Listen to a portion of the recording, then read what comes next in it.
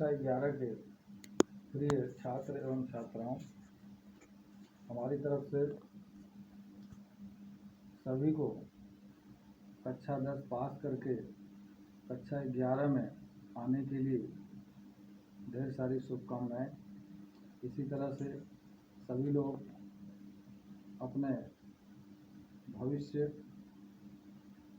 अर्थात अपने लक्ष्य को प्राप्त करें, इसके लिए मेरी शुभकामना। साथ ही कल 74वां स्वतंत्रता दिवस पूरे देश में मनाया जाएगा। कोविड-19 के चलते विद्यालय में विद्यार्थियों को नहीं जाना है, इसलिए स्वतंत्रता दिवस की भी ढेर सारी शुभकामनाएं। सभी लोग अपने घर में रहकर सुरक्षित रहें। विद्यालय खुलेगा तो हम लोग कक्षा में अध्ययन अध्यापन का कार्य करेंगे, लेकिन उसके पहले कुछ छात्र ग्रुप से जुड़े हुए हैं, तो आज हम फिजिक्स के विषय में कुछ इंट्रोडक्शन दे रहे हैं। ध्यान से सुने और धीरे धीरे क्रमशः हम आगे चलते रहेंगे और विद्यालय खुलने पर तो क्लास में पढ़ेंगे। तो सबसे पहले आज फिजिक्स में साइंस क्या है, विज्ञान क्या है। हालांकि विज्ञान की परिभाषा सभी को इसके पहले पूर्व की कक्षाओं में भी बताया गया होगा। सभी लोग विज्ञान की परिभाषा जानते भी होंगे, लेकिन वास्तव में विज्ञान एक विषय नहीं है, बल्कि विज्ञान तो एक व्यापक शब्द है। और हम यूँ कहें तो विज्ञान की कोई निश्चित परिभाषा भी नहीं। अपने अपने ढंग से विज्ञान को हम जानने का प्रयास करते हैं। विज्ञान का अगर शाब्दिक अर्थ देखें तो विधन ज्ञान, यहाँ पर हम वि का मतलब विस्तृत ज्ञान, विधन ज्ञान अर्थात विस्तृत ज्ञान, विशिष्ट ज्ञान, विशेष ज्ञान ही विज्ञान कहलाता है। वास्तव में विज्ञान, जिसको हम साइंस कहते हैं, इस शब्द की उत्पत्ति लैटिन शब्द के साइंटिया शब्द से हुआ है। लैटिन में साइंटिया शब्द का अर्थ होता है टू नो, KNOW होता है, अर्थात जानना। कहने का मतलब यह कि ओरिजिन ऑफ साइंस, विज्ञान का मूल क्या है, कहाँ से विज्ञान आरंभ होता है। तो टू नो अर्थात जानना। जब हमारे अंदर कुछ जानने की इच्छा होती है तो हमें समझ जाना चाहिए कि वहाँ से विज्ञान का उदय हो रहा है। विज्ञान की परिभाषा सभी लोग जानते होंगे, क्रमबद्ध, सुव्यवस्थित, सुसंगठित, प्रायोगिक ज्ञान विज्ञान कहलाता है। जैसे यदि मान लो कि हमें अंग्रेजी का ज्ञान प्राप्त करना है, तो सबसे पहले अंग्रेजी का ज्ञान प्राप्त करने के लिए हमें अंग्रेजी के अल्फ़ाबेट को तैयार करना होगा, अर्थात A से Z तक हमें अक्षरों का ज्ञान प्राप्त करना होगा। तत्पश्चात अक्षरों का समूह बनाकर शब्दों का ज्ञान प्राप्त करना होगा।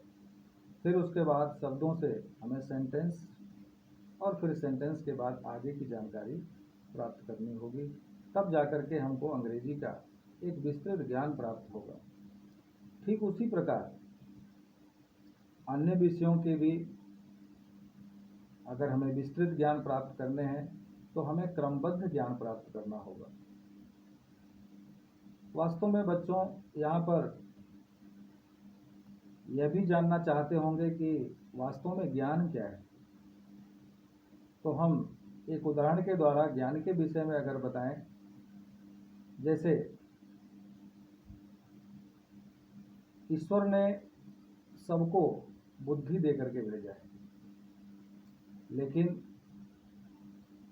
बुद्धि का जब हम सतत प्रयोग करते हैं, यूज करते हैं, जिस प्रकार से यदि किसी नए चाकू को ला करके और उससे हम सब्जियां काटें, फल काटें, और लगातार उस चाकू का जब हम यूज करते रहते हैं तो देखते होंगे कि कुछ दिनों के बाद चाकू में एक धार आती जाती है और धीरे धीरे उसका धार बढ़ता चला जाता है। तो ठीक उसी प्रकार जब हम अपने बुद्धि का दिन प्रतिदिन सतत रूप से जब हम इसका उपयोग करते हैं तो निश्चित ही उस बुद्धि में एक प्रखरता आती है और उसी को हम ज्ञान कहते हैं।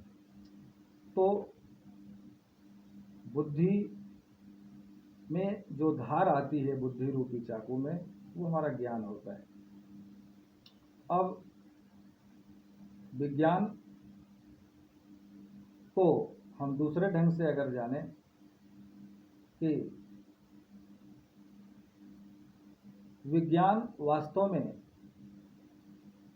एक गतिशील अवस्था है, क्योंकि कोई भी सिद्धांत अथवा नियम जब तैयार होता है वो अंतिम नहीं होता।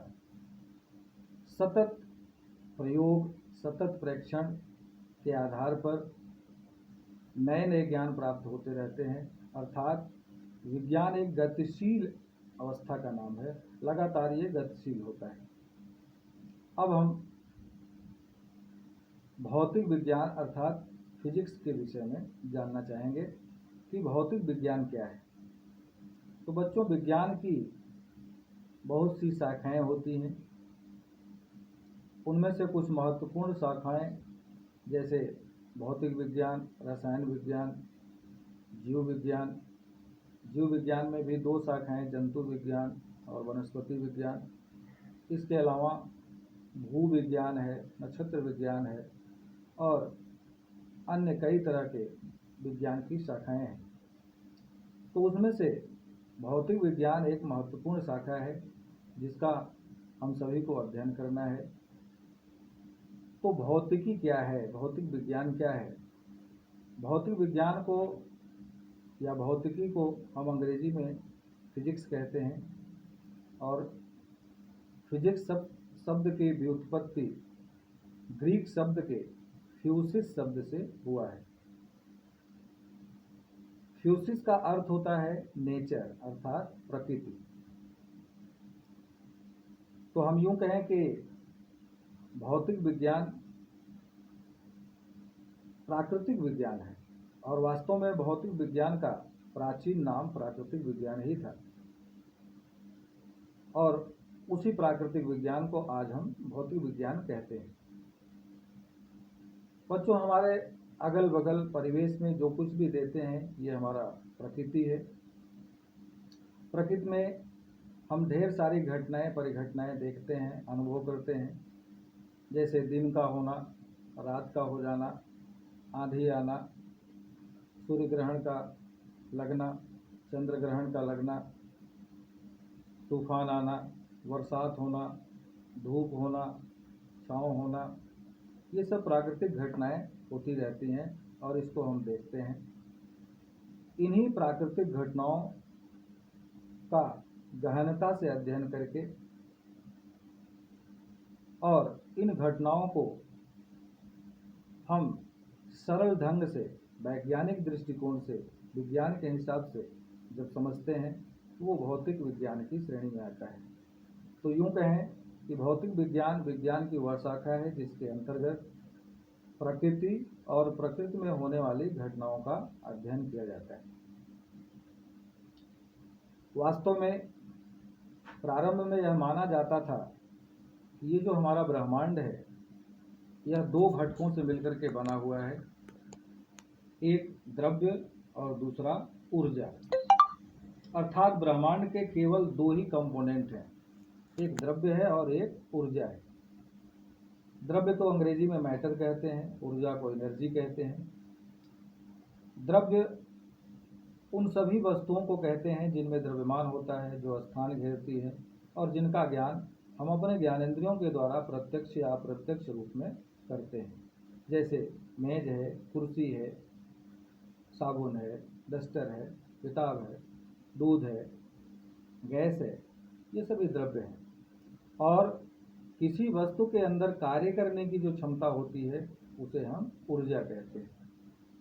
तो इस तरह से द्रव्य और ऊर्जा को अलग अलग माना जाता था, किंतु महान वैज्ञानिक अल्बर्ट आइंस्टीन ने यह बताया कि द्रव्य और ऊर्जा ये दोनों अलग अलग न होकर एक ही सिक्के के दो पहलू हैं, अर्थात द्रव्य को ऊर्जा में और ऊर्जा को द्रव्य में रूपांतरित किया जा सकता है। इसके लिए आइंस्टीन ने एक समीकरण दिया जिसे हम आइंस्टीन का द्रव्यमान ऊर्जा समीकरण कहते हैं, जो E बराबर mc² द्वारा जाना जाता है, जहाँ E एनर्जी है, ऊर्जा है, m द्रव्यमान है और c निर्वात में प्रकाश का वेग है। अर्थात E बराबर mc² से हम द्रव्यमान को ऊर्जा में और ऊर्जा को द्रव्यमान में बदल सकते हैं।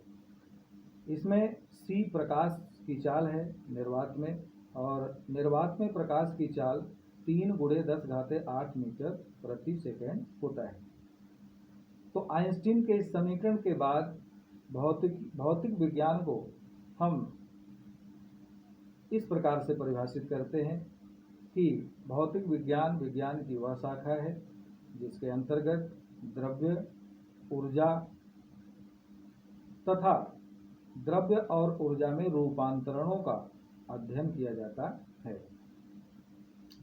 इस तरह से बच्चों, आज हम लोगों ने विज्ञान क्या है और उसमें भौतिक विज्ञान क्या है, भौतिकी क्या है, तो वास्तव में भौतिक विज्ञान हम जिस नेचर में रहते हैं, जिस प्रकृति में रहते हैं, उसी नेचर को जानना ही भौतिक विज्ञान है। भौतिक विज्ञान में हम अपने इस प्रकृति के विषय में जानने का प्रयास करते हैं। आधुनिक युग विज्ञान का युग है और अब हम इसके आगे कि भौतिकी का कार्यक्षेत्र क्या है, भौतिकी, प्रौद्योगिकी और उसके बाद समाज के साथ उसका रिश्ता क्या है। भौतिकी में कुछ वैज्ञानिकों, भारतीय वैज्ञानिकों, विदेशी वैज्ञानिकों का भी हम स्मरण करेंगे और उनके योगदान को भी जानेंगे। तो इसके लिए अब हम कल आगे बात करेंगे।